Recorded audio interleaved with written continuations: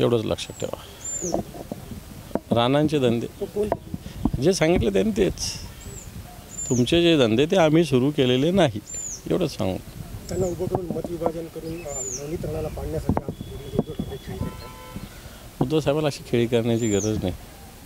उद्धव साहेबाचा पाठिंबा जो महाविकास आघाडीचा उमेदवार आहे त्याच्यामागे भक्कम आहे.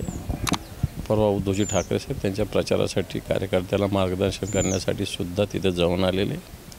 असे दुटप्पी खेळ हे तुमच्याकडे, आमच्याकडे नाही. आमचा जो काही सरळ सरळ छातीवर वार करतो, पाठीत वार करणारे आम्ही लोक नाही आहे. दुसऱ्या टप्प्यातले आज 5 वाजता हां बोला.